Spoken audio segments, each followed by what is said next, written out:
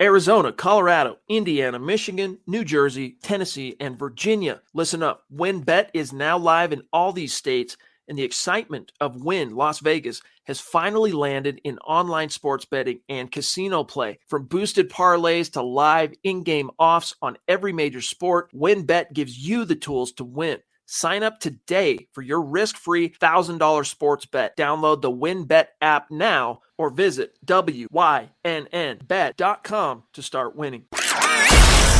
You're listening to the Huddle Up Podcast with Chad Jensen and Zack Kelberman. Join Broncos Country's deep divers at milehighhuddle.com and sound off. And now it's time to drop some knowledge.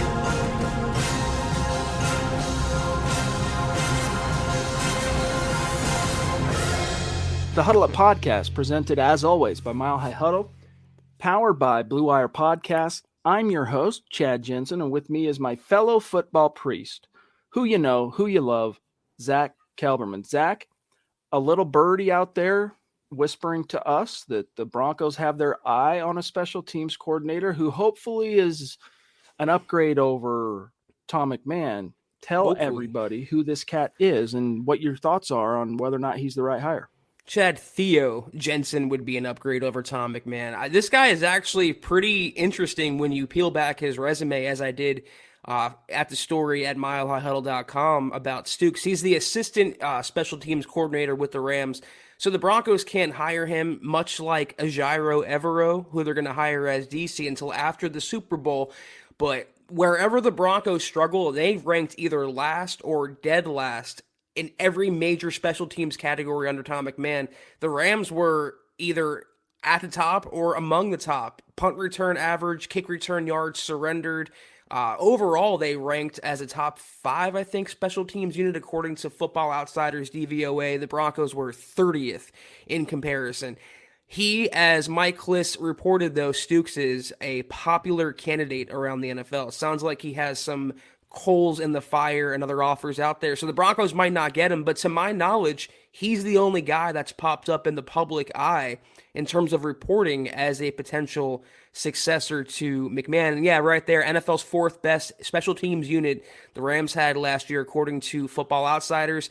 Broncos ranked 30th. The Rams gave up the fewest punt return yards to opponents, 60 punt return yards in 17 regular season games. You talk about good contain, you talk about good discipline, that's what it is right there. They had the 2nd most accurate kicker in Matt Gay and the 5th best punter in terms of net average in Johnny Hekker. It's worth noting that obviously Stooks is not, I think I'm pronouncing his name correctly, he's not the main guy. They have their own coordinator there, but he's had other experience. He, interestingly, was a coordinator before, years ago, and then got relegated back to the assistant depths at certain spots with certain teams. But this would be a big get for Nathaniel Hackett and another young up-and-coming coach on Denver's roster, potentially. And as Zach closes here in the piece, it's if the Broncos land this cat, it would come on the heels of the team officially announcing the hire of Justin Oten as OC, as offensive coordinator, Clint Kubiak as quarterbacks coach / passing game coordinator, and Butch Barry as offensive line coach, plus, of course, Ejiro Evero, the current secondary coach in LA with the Rams. So it looks like, these certain teams, their coaching staffs, Zach, are quite incestuous, right?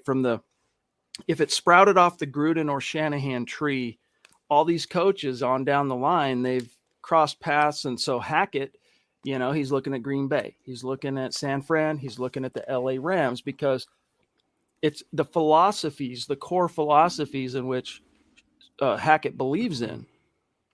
They can be found there in those coaches. Listen up, Broncos country. TickPick should be your first choice to buy football tickets because they save fans money by never charging any service fees ever. TickPick is the exclusive ticketing partner for the Huddle Up podcast and the Blue Wire Network. Denver Broncos football is finally back, and there's no need to exhaust yourself searching all over the internet to find Broncos tickets anymore, because TickPick, that's TickPick, is the original no-fee ticket site and the only one you'll ever need as your go-to for all NFL tickets. TickPick got rid of all those awful service fees that the other ticket sites charge, which lets them guarantee the best prices on all of their NFL tickets. Don't believe it? If you can find better prices for the same seats on another ticket site, TickPick will give you 110% of the difference in the purchase price. That's right, guys. When we were searching for tickets for the MHH meet and greet for week 3 at home, Broncos versus Jets, TickPick had us locked down. So visit tickpick.com/huddle today and use the promo code HUDDLE to save $10 on your first order of Broncos tickets. You know, I saw a tweet that was so interesting earlier today talking about the McVay tree. He's only 36, but he's had now with Kevin O'Connell likely going to Minnesota as the head coach, he's already had 4 head coaches working underneath him that have gone on to do bigger things in the NFL. So, yeah, the Broncos are finally learning from what works in this league. I hate to be ageist, as Scott continually accuses me of being, but I just think that's the way you win in the NFL nowadays. You have to have forward-thinking, progressive thinking, and that's what the Broncos have in Nathaniel Hackett, Evero, and maybe even Dwayne Stukes. Guys, we are stoked because tonight we get to unveil the winners of the January raffles. Before we get to the names of those who are going to make out with some swag, we got to tip our cap to the Duchess, Michaela, who we absolutely love, jumping in with a top rope, Mount Rushmore caliber super chat. She says, the Rooney Rule is a joke and teams, GMs are skating around it. The fact they get perks if they hire a minority coach shows that there is a problem, and the Rooney Rule is not the solution. We're going to come right back to that. I promise you, Michaela. There's a can of worms that we opened by titling this episode the way we did around John Elway's rebuttal to the Brian Flores accusations. And then, of course, we'll piggyback off what you said here. Hold tight just for a second. On Facebook, guys, we are once again here in the month of February trying to get to 250,000 stars as a goal. When we reach that goal, we're going to raffle off yet another Broncos jersey of the winner's choosing. And the only people in the running for that raffle are those who contributed to the goal.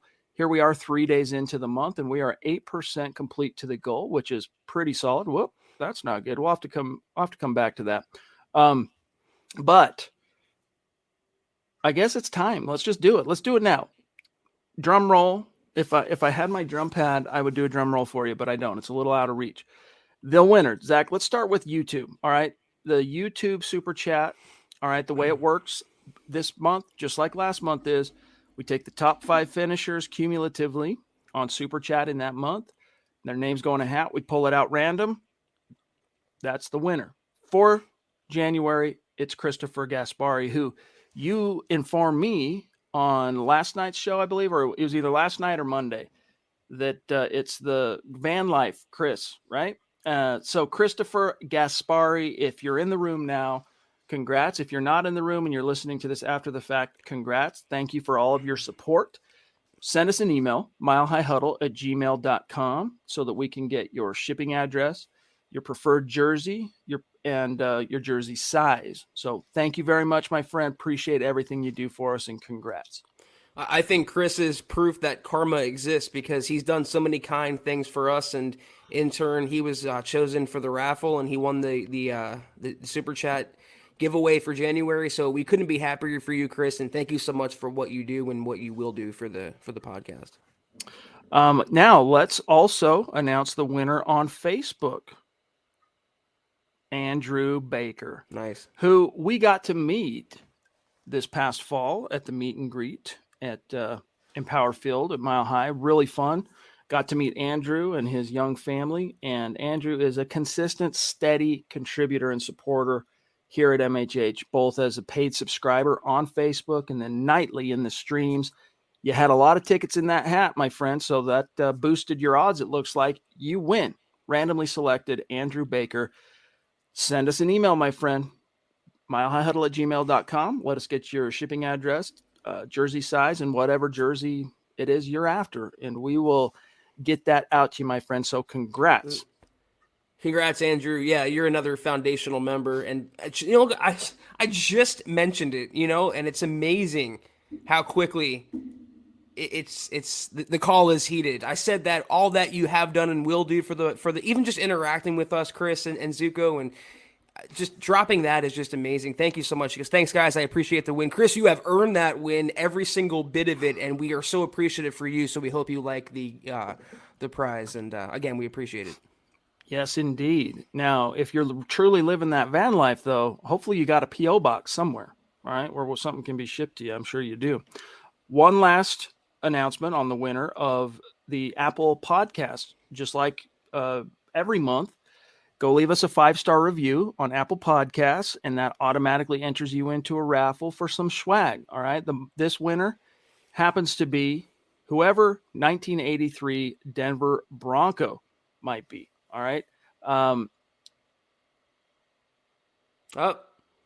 Chad disappeared. It might be the ghost of 1983 Denver Bronco haunting the podcast, but we definitely appreciate you, and we hope you reach out milehighhuddle@gmail.com to claim your prize and your reward for winning the best review of January. I want to say hi to Rodney Garcia for your stars. Thank you so much, Rodney. Joshua for your stars. Thank you so much. I'm going to just hold it down while Chad gets back on here. I think maybe his router cut out. We don't have, can you pull up the review, Scott, or you don't have it queued up? Maybe Chad did. Okay. So we'll wait for him. And, let me just vamp a little bit. Let me again wish Andrew, Chris, and, 1983 Denver Bronco much love and, gratitude for what you've done. And, congratulations for winning the prize. I see some stars right here from, Phil real quick. Pull that back up, Scott. Thanks. Miller 707 champ chiming in. What's up, Broncos fam? Chad and Zach, do you think we should go after OJ Howard if he doesn't re-sign with the Bucs? He would be a good backup to Fant. Thanks for all you guys do. Go Broncos. Thank you, Miller 707. I mean, when you're flush at one position, I have the same reaction as if you were to suggest the Broncos sign a receiver or a cornerback. Why? You have Noah Fant, you have Albert O. I mean, you're pretty good there in terms of having young, developmental building blocks at that position. And you're bringing in a former tight ends coach in Justin Outten as the coordinator, and you hope that if Fant or Alberto are around, if they make a trade for Aaron Rodgers, that he can develop them further. So Howard's been one of those high upside, high risk guys as well. He can't stay healthy, and when he does, he's never been that Pro Bowl stud as we all thought he would be. If he can't cut it in Green Bay, I don't think he would cut it too well behind Noah Fant and Alberto. Good to see you back, though, Chad. Dude, real quick, let me just soapbox this for a second. I'm seriously mystified. I am streaming to you now from the highest caliber of internet money can buy, and a still brand new, I bought this in 2021, Lenovo ThinkPad. Now, Scott's telling me that I didn't get the right graphics card or something, so I'm just going to have to get an upgrade because I can't keep doing that. That's bad news. So anyway, apologies for that, guys. Hopefully everything's cool. The laptop just crashed out of the blue. So FYI, sorry about that.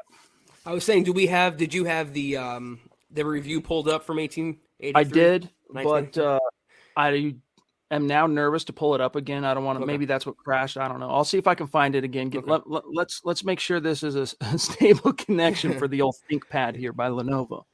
We broached the Brian Flores thing, and I have no problem getting into it and talking about it. But guys, I see a lot of it's become a racist back and forth, literal black and white conversation in the side chat. Let's skirt that issue for tonight. Let's keep it mostly football, please. All we're here to do tonight, guys, is report to you what John Elway said about the accusation. Okay.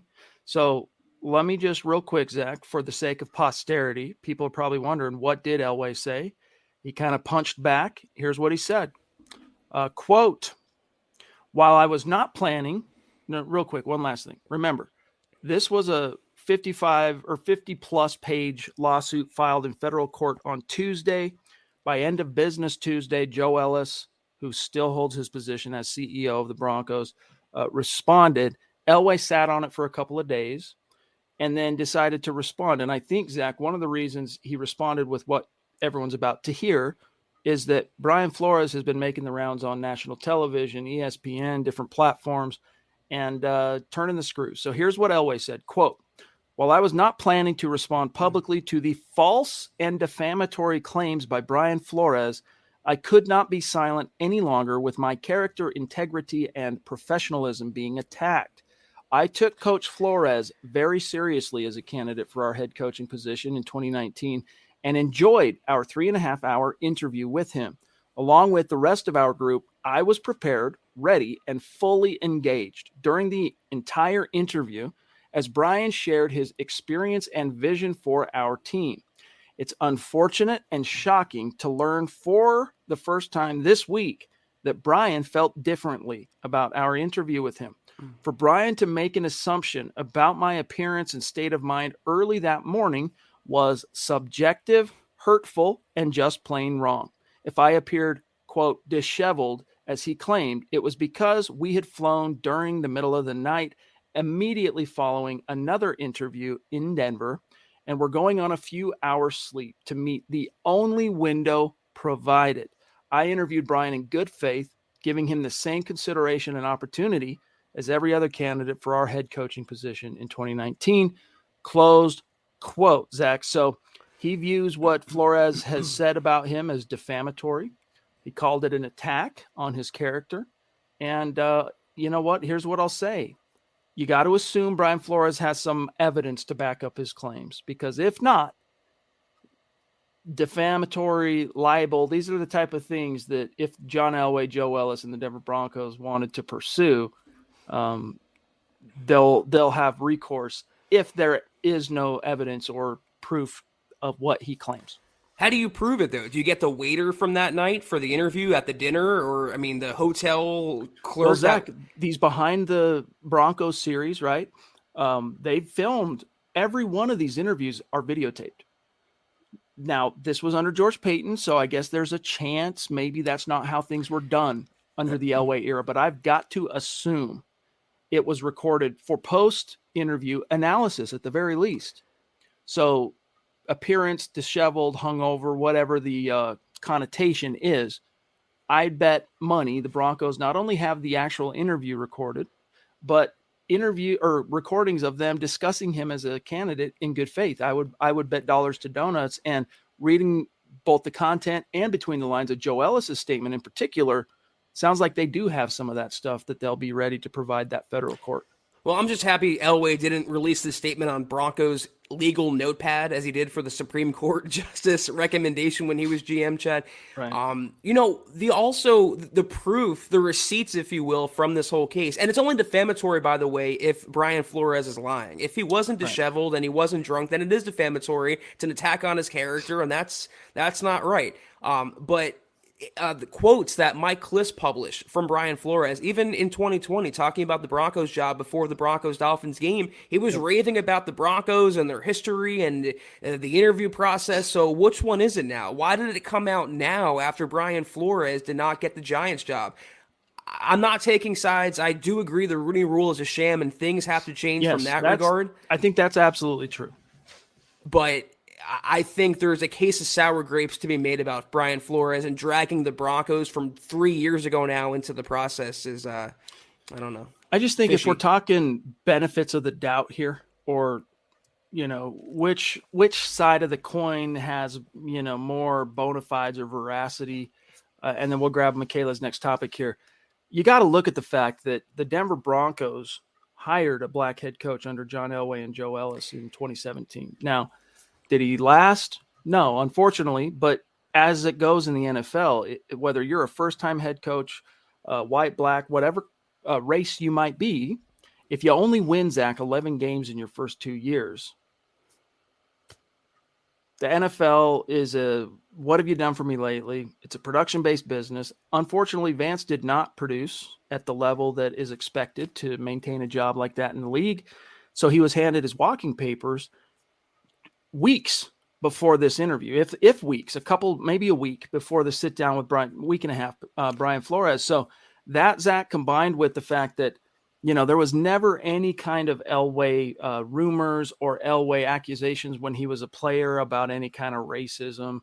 or anything like that. Or at the time of the discrimination. interview, you think one Correct. little birdie would have leaked something out. But you talk about walking papers, Chad, real quick. Who gave Flores his walking papers in Miami? A black general manager in Chris Greer. You talk about African-American coaches not getting certain shots. Well, Ryan Poles is the new GM in Chicago, came from Kansas City. They interviewed Eric Bieniemy, didn't go with him. So it's just some guys aren't qualified for the job. I do agree, again, the Rooney Rule is a joke.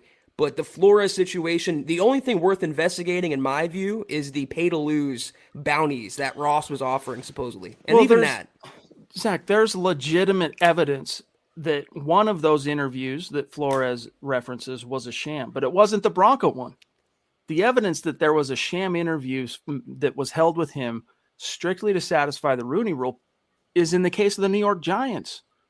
We don't need to recapitulate the whole thing, but when you're getting a text 3 days before your interview from Bill Belichick, who has a lot of contacts in history with the New York Football Giants as a coach there during the Parcells era, that was his team growing up. All right. So he's got a lot of connections to the Giants. He texts Brian Flores 3 days before his actual interview for this head coaching vacancy saying, congrats. And then realized, oops, I was meant to be texting Brian Daboll, who actually got the job. That's some evidence. It doesn't prove anything, Zach, because Bill Belichick's not in the Giants organization. It doesn't prove a dadgum thing, but at least it's evidence of his claim that it was sham. If it was all along planning to hire Brian Daboll, then yes, that would imply that that was an interview, strictly a sham to satisfy the Rooney Rule. But the Broncos, don't drag them into that. There is no proof whatsoever, at least from what has been revealed in that 50-plus page lawsuit filed in federal court in Manhattan. If Belichick sent those texts, I mean, if those are confirmed to be real, he doesn't strike me as a guy that would use double I can't ever do that. Exclamation points. And he doesn't strike me as a guy that would confuse Brian Daboll and Brian Flores. One last thing about sham interviews and the Rooney Rule. So the implication here is that only minorities get sham interviews. Well, the Jaguars interviewed Vic Fangio for their head coaching job. He's white. There's a lot of coaches that get interviews that never go anywhere, and they're brought along just for the sake of it. So there's, I'm assuming, a shred of merit in all of these accusations and all of these things that are being posited out there, but I don't know that I believe the majority of it. Last thing, Broncos interviewed 2 African-American coaches this time around for the opening. Now, if all they cared about was meeting the Rooney Rule standard, wouldn't they have just left it at 1 and then went about their business, just being a cynic? But that's really all we want to talk about on that topic tonight, guys, because it's just so rife for people getting fired up, and let's just try and move on to other topics. But this was newsworthy. John Elway coming in and saying, here's my take. Now, Michaela, Zach, I don't know what you've heard about this, but her super chat, thank you for that second super of the night, Michaela. You're the bomb. She says, what is your opinion about Aaron Rodgers buying a house in Tennessee and being open to joining the Titans? What have you heard on that front? Yeah, I saw the same report. Apparently, he bought a big plot of land in Tennessee, and he's building a house out there, and he's open, like Michaela says, to joining Tennessee. That's all speculation. Apparently, also, he's told Green Bay players he doesn't expect to come back to the Packers. So it's typical February 3rd hearsay in terms of A-Rod, the biggest story of the offseason. They would have to move on from Tannehill first, though. The Titans would, and he has a big cap number. I don't know how feasible that is, but no surprise that Aaron would want to come to the AFC and play for a ready-made contender that you can argue is closer than Denver is in terms of competing. I think the only way you could argue it, though, is by the coaching side of it. You've got a more proven coaching staff in Tennessee. Otherwise, to me, it's kind of sixes in terms of you look at the roster, which one's ready to go, because you're replacing Tannehill with Rodgers. So to me, it just comes down to Vrabel is a more proven NFL coach at this point as a head guy than Nathaniel Hackett is in this moment in time. Derrick Henry, Julio Jones, A.J. Brown, I mean, that would be appealing for me. And I think a better offensive line as well in Tennessee. But Michaela, love you. Appreciate you so much. Sam Bam, we appreciate you as well, my friend. He says, how does the hierarchy in the front office work? I've never known how exactly that works. After the ensuing ownership occurs, who then would become George Payton's boss, and then that person's boss, and then So it works like this. You got the owner, and then usually most teams hire a president. There's a business side president for the Broncos. That's been Joe Ellis for the past 20 some odd years. And then on the football side, they usually hire like a top executive, whether it's as a VP of football operations, Zach, or like a president. And then there's usually a GM. It's not often that, like in Elway's case, a guy is both president of football operations and general manager. That's usually delegated out. And then from general manager, you've got assistant, you've got directors of player personnel, you got directors of pro personnel, and then on down the line. So to answer your question specifically, Sam Bam, when the Broncos are sold, that new owner comes in, and that's where the buck stops. So he can decide what he wants to do. He doesn't have to keep George Paton. He doesn't have to keep Nathaniel Hackett. He can go about hiring all his own people to put in the front office, both on the business and football side, although I doubt that's going to happen because, Zach, anyone who sits down in a room with George Paton is going to be impressed with his football and management acumen. And then, I mean, we're talking about the Han Solo of the NFL and Nathaniel Hackett. Yeah, and I think, it would be his team, the new owner, and he can do what he pleases, as you kind of pointed out there. But he would be made aware before the purchase that we have a second-year general manager who we're really high on. The fan base is really high on. We just hired a new head coach who the fan base loves. We feel like we're this close. So, sir, Mr. President, I would recommend not firing anyone, keeping your guys in place for at least 1 year. I think the understanding would be acknowledged. By the way, I just want to talk to Travis really quick. Appreciate you, Trav, everything you do here for us at MHH. You know this. And I hope you understand how much we value your support and how you contribute to the conversation on a nightly basis, Big Dog. So thanks for being with us, and thanks for being supportive of the winners of the drawings for January. All right. Rodney, what's up, Big Dog? He says, good evening, Chad and Zach, Broncos country. Hope everyone is having a blessed day. Trying to, but it's not always up to me if I'm going to be blessed, right? That's up to the big man upstairs. Phil McLaughlin, but I am blessed. I mean, dude, look at us, Zach. We're on here talking to our friends. We're talking to people who support us about something we'd be doing all day long and twice on Sunday, which we did do. Both of us got into this business, not for the dollar. Both of us got into this business because we are whack job, nerdy, football, passionate freaks. And one thing led to another. Yeah. So, love you guys. We're the type that sits around, at least I am, that thinks about Darren Moogie's promotion and what it means for the Broncos hierarchy. I have no shower thoughts. It's real. So, we are blessed. We're talking about a game for a living, and thank you so much. On that front, yes, indeed. Did you touch on it while I was gone, Moogie? No. Okay, so this kind of goes back to, and thank you, Orange Crush 33, just popping in. Go Broncos with the super. Appreciate that. To what Sam Bam brought up in terms of hierarchy in the front office. Darren Moogie, who had served the last little bit here as director of player personnel, I want to say. That means it's the pro side, all right? Promoted to assistant general manager. So George Paton, if you will, Zach, now has his number 2. So Moogie is the George Paton to Paton's Rick Spielman. And it's really cool to see because Moogie, I mean, for the Broncos as an organization, it's a good look because Moogie started, former NFL wide receiver, couldn't catch on. He was a practice squad guy, said to hell with it, wanted to become a scout, got a job with the Broncos 11 years ago, 2012, as a scouting intern. That morphed, Zach, into being a Western regional scout for the Broncos, got a ring. He was part of the scouting team that built the Super Bowl 50 roster, all right? Then he was promoted. He's held this position since 2020 as the director of player personnel. And he quickly shot up the ranks under Paton because he was one of the 5-headed hiring committee that was going with George Paton to all of these interviews and participating in it in the whole 9 yards. So you could tell from go watch that, Behind the Broncos episode 1 on the whole Nathaniel Hackett and hiring process. And you could see that Moogie plays a key role. So congrats to him.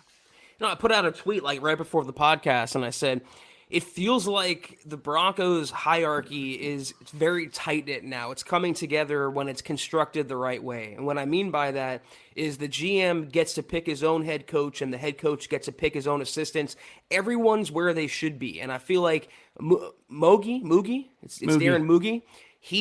Peyton has his number 2 now. Everyone's entrenched, and they can go forward knowing that Peyton has all his fingerprints on the operation. It's a new coaching staff. Their turnover is complete, and all they need to do is now win football games. I just like the feeling and the way the Broncos are trending. I'm not sure I can say I felt that way since Peyton Manning's days. Leroy, glad you made it home, buddy. That's all I got to say. Just glad you made it home, big dog. Let's turn the page real quick to this topic. It's interesting. It's worth our conversation. I can pull it up here. But Silent One says, I see some Bronco fans trashing Aqib Talib credibility today about his words on us hiring Ejiro Evero. I stuck up for Talib the same way I stick up for Elway. Basically what he said, I'm going to paraphrase. He threw a few S-bombs into his recommendation for Evero. No big deal. We're talking about Aqib Talib here, boys and girls. But basically what he said is that he's super smart and deserving of becoming the defense coordinator. So I don't know why people would be trashing Talib over that. I mean, who would know better, right? He was coached by him in L.A. when the Broncos traded him. I've never seen one Broncos fan badmouth Aqib Talib. He's one of those universally loved players, so that's a surprise to me. But Evero has future head coach potential. It's not just from Aqib Talib. A lot of people around the NFL have felt that way. He's a fast rising assistant, and I think the Broncos are fortunate to get him in this current role. And anyone who watched Aqib as an analyst this past season for Fox knows what he's talking about. The way he sees the game and the way he his incitements about the game and the way he sees the game trending. If he gives Evero his stamp of approval, then it makes it more impressive for me. Dude, listen to any coach who coached Aqib Talib, including Wade Phillips. He talks about this in the Son of Bum book, which we'll get to next in Broncos Book Club. Anyone who coached Aqib Talib, he comes off with kind of a rough and tumble exterior, the way he presents himself, cocky, arrogant. When he's on your team, he's the type of guy you love, right? But when he's not on your team, he's the guy that's easy to hate. That's Aqib Talib. Words to Michael Crabtree. Debo, indeed, absolutely. But listen to this. The one common denominator any coach that's opened their mouth and talked about Aqib Talib, what they all have in common, what they say is super smart. And especially when it comes to film and understanding what he's seeing and picking up tendencies and all this stuff, very few corners as smart as Aqib Talib. So when Aqib Talib, from a football IQ perspective, says, hey, this guy's the bee's knees, then you should take notice of that. You said it a lot better than I did, or I wanted to. I have diarrhea mouth tonight, so you got it pretty correct on Aqib. 727 mil, love you, bro. Aaron Rodgers 1, Wilson 2, Watson 3, Drew Lock 4. No Jimmy G. So Mill is throwing out his QB wish list for 2022, Zach. Yeah, but if Watson is still entangled in 22 separate allegations of sexual misconduct, I would take him off the list, and I'd maybe consider putting on there Kirk Cousins. Again, not at his current salary. I'm not saying it's going to happen or I want it to happen, but the George Payton connection, you just brought aboard Clint Kubiak, Nathaniel Hackett saw him twice a year. It might be a guy the Broncos could target if they want another holdover veteran at quarterback. Guys, as supporters, we will definitely grab your comments and questions. But again, on this topic, please be very careful and measured with how you choose your words. All right. Miguel, love you, bro. He says, what's up, fellas? I know how you feel about Mike Florio. I was thinking, is he talking about Mike Florio? I think he means Flores, right? But I don't know. I don't like Florio. No. So. Maybe he is talking Florio because Florio is a former lawyer. He made a good point as he was a lawyer. He said, you can have the same conversation and have two completely different takeaways. Absolutely true. Really? Wow. It's true. It's like we haven't said that at all the last year about a certain quarterback. Exactly. But that's a good point, Miguel. Lawrence says this was literally at a bad time for the Broncos. The media is putting us as a dumpster fire right now. Shake my head. Yeah, it's not great. It really takes away from some of the luster of the Nathaniel Hackett hire, which is unfortunate. But it doesn't change. It's not going to, if this is going to come out, Zach, it sucks, but you want it to come out about this time of year, this kind of media circus, because Nathaniel Hackett he doesn't have to stand up and face the media 3 times a week, 4 times a week. Right now he's going about building his staff, and it's a non-issue for him in the building right now. That I can promise you. Now, if he were having to face the media day in and day out, then it becomes a distraction, right? Facing these kind of questions. What are the implications? All that stuff.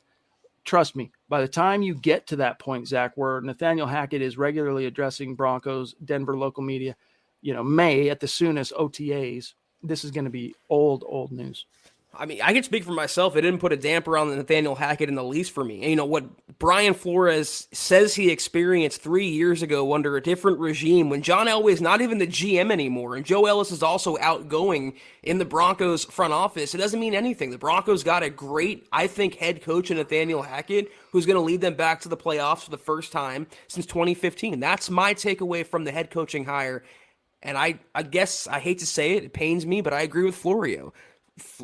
Flores can have his own convictions and he can go to battle with the NFL and try to spawn change in this business, but I'm not going to be apologetic or feel bad the Broncos hired Nathaniel Hackett. I am pumped up about that. Some people have a bias and they're super sensitive on a specific topic, and maybe Brian Flores at that point in time in his career was super sensitive about, am I being interviewed here as a Rooney Rule sham type thing?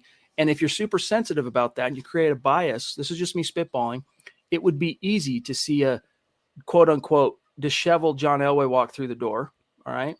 And by the way, the Broncos dispute entirely, and they claim they have evidence that they were an hour late. But John Elway rolls through. He's got 3-4 hours sleep, looking a little disheveled, maybe not quite as bright and bushy-tailed. It doesn't mean it's racial discrimination, exactly. Though. That's the thing. It doesn't. But if you have that insecurity, it's easy to read into things like that. Oh, well, he looks this way because he's not taking me seriously. This must be a shit. You see what I'm saying? So that's what Florio's saying is 2 people, you can have a conversation between 2 people, and the 2 people, when they leave that room, can end up having 2 different takeaways of what occurred in that room. That's human communication. Charge it to the game. Dennis Woods, love you, bro. And thank you. We saw also that you had a 5-star review for us in January on Apple Podcasts. You the man. He says, will Flores' accusation affect the ownership search? That's a really good question. Zach and I get bored and our eyes glaze over when we start talking about ownership. But on this topic, I listened to a conversation Adam Schefter had earlier this week, Zach, on 104.3 The Fan. Forgive me, I'm not – I think it was The Drive. I think he appeared on The Drive. And they asked him a similar question. And he said that maybe – I'm going to paraphrase Schefter – maybe the NFL – has a little bit more skin in the game now to incentivize and kind of tweak things in the direction of whoever the next owner of the Denver Broncos is black. How easy will that be to do? Not easy if you're the NFL, because first of all, there's only so many billionaires on the planet. How many of them are black? I don't know. All right. But then you can't just force someone who's just because they're a billionaire to want to go buy a football team. Robert F. Smith makes a ton of sense. Doesn't, or at least he's putting it out in the public eye that he's not interested. My eyes aren't glazing over this one time because I was going to make this point earlier. To accuse the Broncos of being systemically racist, I think is kind of moronic. They're one of the more progressive, forward-thinking, I would say liberal-leaning teams in the NFL. They're always at the first to fight social injustice, and they were marching in 2020 and everything with that. So. Yep. The fact they hired a black head coach and they just or were kind of dilly-dallying with a African-American potential owner in Robert F. Smith. How racist could they be if they wanted to hand the keys to the owner or there was some interest on either side for Robert F. Smith to own the Broncos? It's a contradiction to what Flores is saying, and I don't buy that part of it. And that's why you have to understand, guys. The official position of MHH and the Huddle Up podcast, I'll say, is that do we believe that the Rooney Rule process can be used as a sham by certain NFL teams? Yes, it can be abused. Are there things the NFL can and should do to try and improve that process for its minority coaches? Yes, absolutely. Does that mean the Broncos are discriminatory in their hiring process? there's more evidence that goes against that being true than there is for it being true. And unless Brian Flores presents some sort of a smoking gun, as it were, then he's going to come out of this not looking so hot. Travis Tarbox, appreciate you, big dog. He says, I'm curious why no one's talking about any of the players at the East-West Shrine game. Well, we were, big dog. I mean, we sent Luke Patterson down to cover it. He's front and center. I think he came back not feeling so hot. I don't want to betray any of his how he's feeling. I don't know, etc. But there's a couple of different articles up right now. If you go click on the draft tab at milehighhuddle.com, covering those guys or what Luke saw there at the East-West Shrine game. And I know that he plans on putting out a few more articles recapping some of the stuff he saw down there. Thanks, Travis. And then, of course, we sent Scott down to the Senior Bowl. He just got home tonight. He's back in the saddle. Lawrence Rivera, appreciate you, big dog. Would it be far off that Elway did have a few drinks that night and still smelled like it in the morning? But that's just Elway. He parties hard and a lot. That's the thing. When we talk about Zach, and this is us continuing to go down the rabbit hole, and I think we need to pump the brakes after this question. But when I wrote about this 2 days ago on Tuesday, I said, look, one of the ways that people who don't tell the truth, or let me put it another way, good liars, and I'm not saying Brian Flores is a liar, okay? I don't know. I'm just telling you the evidence to me points more towards the Broncos' track record not being discriminatory than vice versa. But really good, people that can spin a yarn and might not be 100% true. One of the ways they get you to believe it is they'll embed one little kernel of truth. And because that one kernel resonates with you, you know that to already be true, then you're inclined to believe everything else that's said. What's that kernel of truth? John Elway has a reputation for being a drinker. That's it. So could he have been hitting a few drinks the night before? Possible. But if it's true that, then Zach, the Broncos will have flight records and all that. If they have proof that they rolled into town on an airplane after midnight, by the time they get into their hotel and lay down with a 7:30 a.m. bright start, I mean, how many of us, especially hot on the heels of another very high intensive, you're using lots of brain power interview that they had just come from in Denver, all right, and then you get 3 or 4 hours sleep tops. How many of us are going to be looking bright-eyed and bushy-tailed come 7:30 in the morning, right? I mean, especially a 60-year-old dude. First of all, show me proof that Elway was drunk and hungover and Ellis was as disheveled as Flores claimed to be. Even if he was, it's not illegal. It's not a crime in the law or in the NFL universe for a general manager to have a drink. It's a bad look maybe for that GM if he was hungover or disheveled or whatever, but it doesn't mean he's racist. It doesn't mean anything other than he chose to have a few drinks before the interview. I don't know. I'm going to hold my tongue on the rest of that. Sebastian Flintum, welcome. Thank you. Appreciate that. That's a newer name on Super Chat. It says, massive ice storm. I hope everyone is safe and warm. Amen, brother. Amen. Questions about, is Aaron Rodgers from Tennessee? No, he's from California. Went to Cal. Okay, where are we at? We're at 40 minutes. We got some time. Tarbox says, I also read a mock draft earlier that said that we might draft the running back from BYU. They're saying that he's like Javonte. Can't remember how to spell his name, but it starts with an A. Everything right now is complete conjecture. All right. What we know for a fact is the Broncos. What we know based on buzz is they're looking at quarterbacks, edge rushers, and tackles so far at the two big pre-draft stops that open up this whole cycle. Shrine Bowl, Senior Bowl. They were looking at and talking about and interviewing and asking about tackles, edges, quarterbacks. So I don't think running back is that high on the menu when you've got Javonte coming back. You could still, if you want, go pay Melvin Gordon, and you got Mike Boone waiting in the wings. I don't see him using a premium round pick, Zach, on a running back this year. Cecil Lammy of The Fan had really good information on Twitter today. He said what he's been hearing is that the Broncos are going to place a premium on tackle. Finally, thank God, right tackle, a premium player there. And also edge rusher. They realize they can't get by with what they have right now, even bringing back Bradley Chubb. So those are infinitely more important positions than running back, especially when you have a stud in Javonte Williams. That would be a position of luxury when the Broncos have positions of need elsewhere. Bad business. Todd has misgivings that the Broncos let Mike Munchak go. We'll come back to that. Colby C. Collier, Triple C in the house, saying nothing really to add, just letting you guys know I'm listening. Thank you for the stars, my friend, for real. The Broncos are moving on from Mike Munchak as the O-line coach. Butch Berry is the new hire because he's an expert in the wide zone rushing attack and blocking scheme. So, that's not Munchak's forte. He's a power block one-on-one guy, phone booth, man-on-man, and that's not what Nathaniel Hackett's really looking for. Well, here's a first for the Huddle Up podcast. Terry from up north, $5 super. The ring arrived today, and she said yes. Love Booyah. you, Broncos country. Hashtag say to being, hashtag football priest.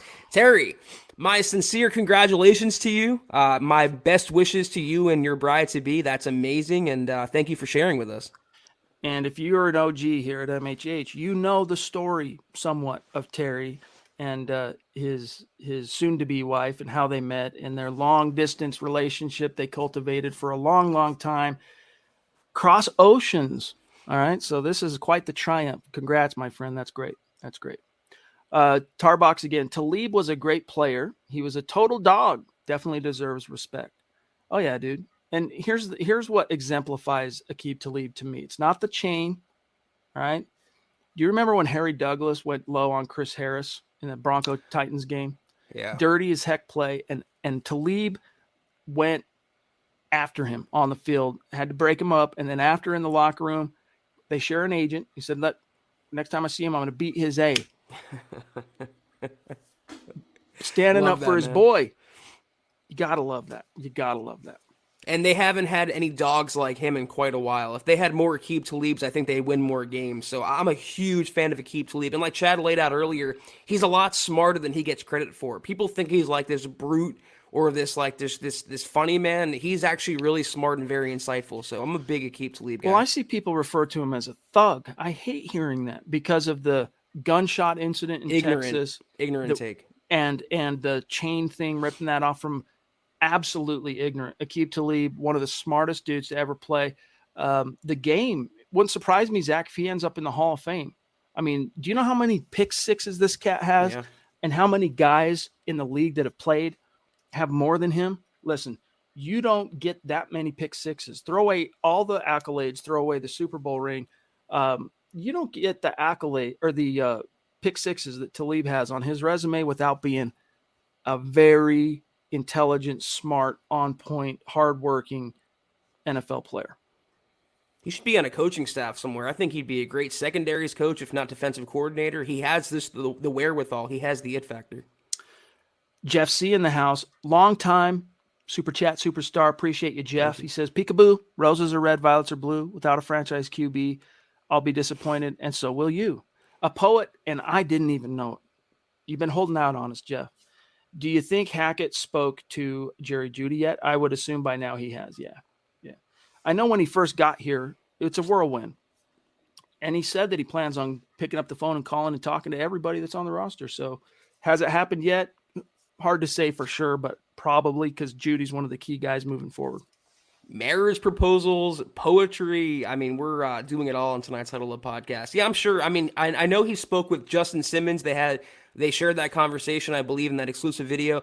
He's also talked to Garrett Bowles, who tweeted the Broncos are in very good hands. So, yeah, he's made the rounds and introducing himself, and so far he's a home run hit in Dove Valley. Michael Ronquillo, legendary member of our community. Love you, big dog. Appreciate you. All right, where are we at? We're at 46 minutes. We're got to start winding her down a little bit here. I see one from RAL Blitz at 654 on Twitch, Scott, that I want to get after we grab Corey here. Corey H with a Mount Rushmore caliber super chat. Yes. Very, very generous. This is the second big super chat I've seen Corey give to the Huddle Up podcast in last week or so. So thank you, dude. Helping us keep the lights on. You demand. He says, here is what we need. Whatever Cincy did to Kansas City in the second half, we must be able to do next year. 8 capable DBs and getting pressure with 3. Everything else, wasted time. Copy it top to bottom, get it done. Yeah, I mean, there's a little bit more to it. But, yeah, if you boil it down, it wasn't put as much pressure on Patrick Mahomes as you could. It was more of a Fangio-esque strategy, which is let's play coverage instead of rush.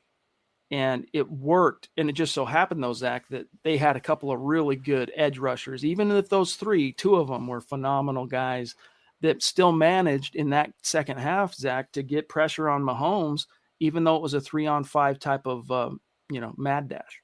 Cover 2 shell beats Mahomes this season. He hasn't adjusted to it, but he melted down in that game badly. I mean, he was running around taking sacks, throwing bad interceptions. He should have been pick 6 on the first pass of overtime before he threw the interception. Cincinnati plays with way more discipline, though, than the Broncos ever played with. They don't miss tackles. They're always in the right spot, and they don't have as much defense overall as the Broncos do, but they're just better coached. So the defensive mastermind is, again, the emperor has no clothes. Yeah, and I mean, the Bengals did a good job of getting the Chiefs off the field in 3 plays. You put the Broncos in that situation, and maybe they hold them to no touchdowns, but they relinquish a 15-play drive type situation. So, hey, the stars aligned perfectly for the Bengals in that game, and God bless them. I'm rooting for them in this Super Bowl. RAL Blitz, appreciate you listening over on Twitch. Now coaching has taken shape, and it sounds like Evero will be our DC. The QB circus will dominate our news, but I'm still concerned about our edge rushers. Have you heard much on that topic? Yeah, Broncos are looking for some upgrades, big dog. And, Chubb's coming back on what's going to be the final year of his contract. This is his 5th-year option, right? 18, 19, 20, 21. Yeah. So he's a contract year guy. Malik, they'll bring him back I would guess, on a restricted free agent tender. Second tender, yeah. You got Jonathan Cooper that you hope can take a step forward. A lot of pressures last year, but not enough sacks, if you ask me. You need an upgrade. You need a proven, twitched-out stud to play opposite of Bradley Chubb. And I think if you get a guy like that can take some of the attention and pressure off of Chubb, you're going to get him looking more like the 2018 version of Bradley Chubb than what you saw last year. Last year, he was almost, Zach, a non-factor for these Denver Broncos. So it's an upgrade they need. And that's why, in a perfect world, you want them to somehow manage to get Aaron Rodgers or someone like that. And then it's like Scott was telling us at the Senior Bowl last night. I mean, there's going to be some round 2 caliber edge rushers that are going to be vast upgrades over anything the Broncos have behind Chubb right now. That's if the Broncos keep Chubb in Denver. If they trade for Aaron, maybe Green Bay asks for Bradley Chubb in a trade. That's a possibility, getting him on his 5th-year option. But either way, they have to upgrade there. It's worth noting, we can pull it up, but who are the Rams' scheduled free agents? Because if they bring aboard Evero, he might want to bring some guys to Denver as well. I don't know off the top of my head, but that's worth keeping in mind as well. But regardless, they will be adding to that position in the months ahead. Alan Perez, thank you for the super chat. He says, sorry, but today's chat is disheartening to my fellow Bronco fans. Racial discrimination in the NFL has been an issue, needs to be addressed. May the truth come. Much love. Hey, we're right here with you, big dog, in terms of the Rooney Rule. It's a sham. We know this. A lot of teams can use it as a sham, and there's no way to kind of get around it the way it's currently structured there. So if nothing else, this brings about the NFL owners coming together to figure out a better way to give opportunities to minority coaches in a genuine good faith way, then fine. You know what I love now? Flores is a finalist for the Houston job. I mean, despite suing the NFL in court and the 32 teams, most of which he named as John Doe's, I believe, he's still up for a job. And now the Saints want to talk to Eric Bieniemy. So if he gets more minority coaches shots, that's great. I hope for that. But I'm a merit-based person. If you're deserving of the job, if you're the right guy for the job, then you should have the job. Point blank, period. That's the way the NFL works, guys. So Quentin, thank you. Appreciate those stars. Lawrence, thank you, my friend. Jumping back in again. If Hackett does worse than Vic this year, what would that mean going forward? Just something to think on. Well, year one, it depends on what they have at quarterback. If it's Drew Lock and he does worse than Vic, I don't think anyone's going to be pulling their hair out. I mean, we're going to be frustrated, don't get me wrong, but no one's going to be like, oh, they swung and missed on another head coach. Head coaches get a 1-year honeymoon typically, right, just like GMs do. The good ones, they don't exploit that. They get out to a good start to try and build momentum and showcase that better things are coming soon. But look, Zach Taylor didn't look good his first year because he didn't have a quarterback. Then he got his quarterback, and then they still had to struggle through 2020 because Joe Burrow got hurt quarter of the way into the season. But then you finally get your quarterback all season long. What happens? You're going to the freaking Super Bowl. So hopefully it's a trajectory, something akin to that. If you got to wait 3 years, but you're going to the Super Bowl and you got your quarterback, I think most Broncos fans would sign off on that if you could, forecast it. The bar is awfully low, so I don't know that Hackett's going to actually, reach that mark of being worse than Vic Fangio. But if he does, it means nothing. Like you laid out, there's a honeymoon period. Vic Fangio got 3 years. Hackett will certainly get more than one. Again, I don't see how he could be worse. I think he's going to be a lot better, but got to give him some time. Let him get his culture in place and build his product. It's going to take more than a year, more than likely. Travis says, I got hired. Happy Hackett got hired at first. I was rooting for Kellen Moore, but switched the more I read and the more insights Priest and you guys at MHH talked about the coaching search. Yeah, dude. Andrew Baker. Man, what a Super Bowl matchup. Grew up north of Cincy. Still rooting for my boy Vaughn, so it's a win-win.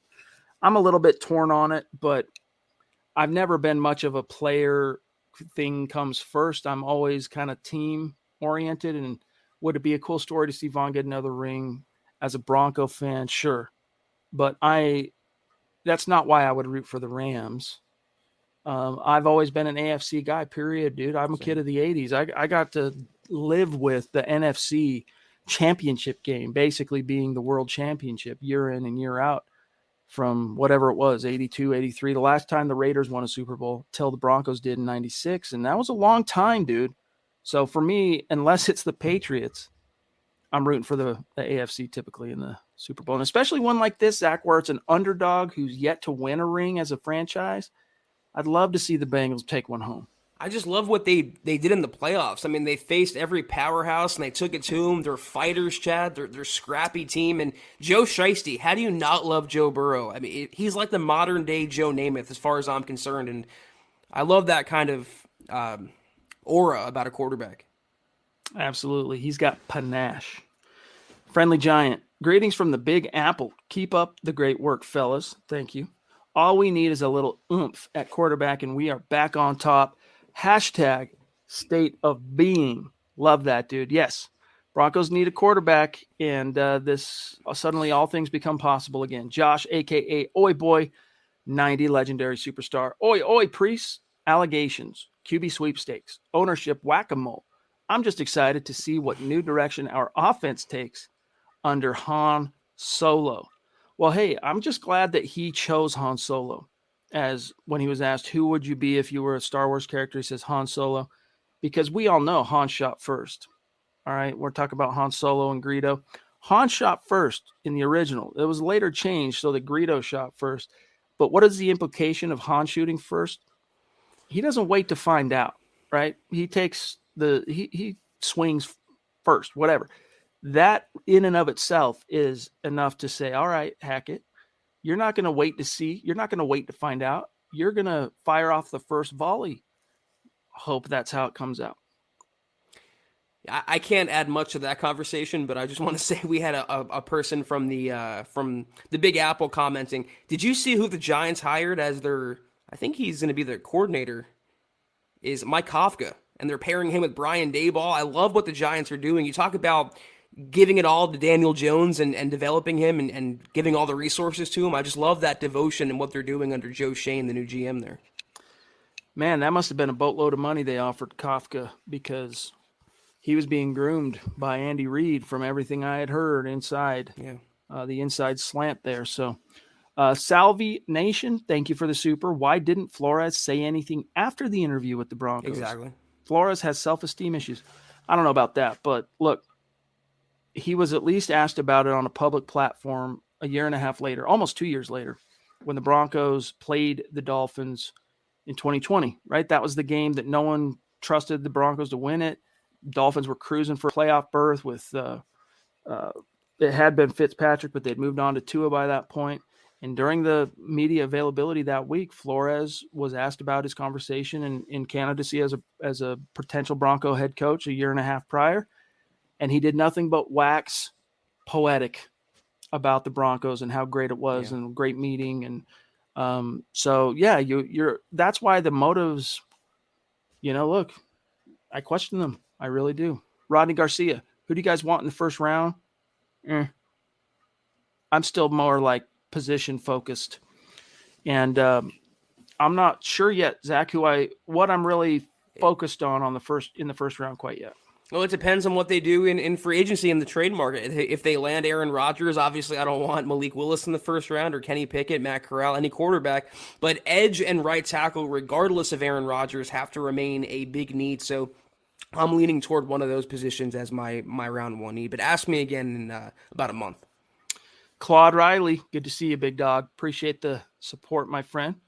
And we are about out of time tonight. So let me take this opportunity to remind you guys, if you were one of the 3 winners of the giveaways, the raffles, don't forget to send us in the email, milehighhuddle@gmail.com, so that we can get your address and jersey/t-shirt size, okay? Rodney says, I remember that in 2016, Talib went off on Douglas. Yes, indeed. Phil McLaughlin, hey guys, enough on Flores. Any thoughts that Evero might talk Williams into coming over with him? Maybe Vaughn will come back also. Yeah, go Broncos. Zach, I don't know what how much thought you've given that. Well, that's what I'm saying. I mean, that's the other pipeline the Broncos can build with hiring Evero. Before they look to the draft, maybe look to the Rams UFAs and see if they can pull from that pool. Regardless, though, I would maybe think they would want to get some familiarity to help install Evero's system, but they're going to have to replenish that position. The inside linebacking core, the front 7, and some of the back end this offseason, no doubt about it. I like this take real quick. Steve Lazuski, you're a prince, buddy. Thank you. Claude says, call me bitter, but I don't want any former Bronco to win anything unless they're in the orange and blue. Not rooting against Vaughn, but I couldn't care less. By the way, props that you said couldn't. So many people get that wrong, and it's a pet peeve. They say, I could care less. Well, if you could care less, that means you care. Don't you mean that you could not care less? If he performs well for another team or finds success elsewhere, go Broncos. Feel ya. Yeah, but it's I don't know. It's Von Miller. It's like he's a legendary player. I guess I see what you're saying, Claude, but it's a win-win for me because either Von gets another ring or Burrow and company get a ring, and a much-needed ring for the city of Cincinnati. Guys, we love you. We appreciate you. Some of the topics that we had to plumb today are uncomfortable, and they're not easy to address on what is supposed to be a sports podcast covering the Denver Broncos. And, this is supposed to be your escape. This is supposed to be our escape. We don't relish these topics being dragged into our conversations, but when it's a part of the news cycle, we're going to talk about it, especially the magnitude at which it's part of the news cycle right now as far as the gravity of the allegations. And so for those of you who manage to keep it respectful and share your points of view and your takes without crossing the line or getting too carried away, we are grateful. We thank you. And for those of you who did, come on now. But we're out of here for tonight. Yeah, to Claude's point, though, he goes, your ex may be a tiger, but do you want to see her purring elsewhere? If I broke up with her, she can purr wherever she wants, and the Broncos broke up with Von Miller, so I don't think they're going to be missing him all that much. But that was the Huddle Up Pod, guys. Thank you so much, Michael, for your support tonight. Follow us on Twitter. Until we see you guys next, which is Sunday night, same time, same place. Follow us at Huddle Up Pod. You can follow the main account at Mile High Huddle. Follow Chad on Twitter at Chad and Jensen. Follow myself at Kelberman NFL. Follow Scott on Twitter at Scout Kennedy. If you want a hat like Chad's wearing, if you want a beanie, if you want a hoodie, if you want any sort of item, go to huddleuppod.com and get yourself one right now, and facebook.com/milehighhuddle. Hit that big blue button, become a supporter today, and facebook.com/milehighhuddlepod. Like that page and follow that page. If you haven't, guys, go to Apple Podcasts and leave your football priest a 5-star review for a chance to win some swag each and every single month. But please, guys, if anything, do these 3 things: subscribe, like, and share this video and every video you see on the MHH channel. Helps us grow and reach more Broncos fans just like you. Amen. Here's how you finished on Facebook tonight. Shout out to each and every one of you. Michael Ronquillo, Jacob Foster, Miguel Santisteban, Rodney Garcia, Joshua Mize, Travis Tarbox, Phil McLaughlin, Andrew Baker, Claude Riley, Lawrence Rivera, Colby C. Collier, Quentin W. Carson, and Steve Lazuski. And never to be left out, We also have to thank by name our Super Chat superstars tonight. We appreciate you guys supporting us as you do every single night. Michaela, the Duchess, Chris and Zuko, Sam Bam, Orange Crush 33, 727 Mil, Dennis Woods, Sebastian, Terry, Jeff C, Allen, Friendly Giant, Oi Boy Josh, Salvi Nation, Corey H. Much love and respect. We'll see you guys on Sunday together. Saturday, there will be Broncos Book Club at noon Mountain Time. And then, of course, you'll have a fresh episode of Kelberman's Corner on Sunday. So we'll see you guys this weekend. And is there really a debate in the comments, by the way, from Todd? Burrow is better than Tua, hands down, though, to be honest. Yeah, just a little better than Tua. But take care, guys, and as always, go Broncos. You've been listening to the Huddle Up Podcast. Join Broncos Country's deep divers at milehighhuddle.com to keep the conversation going.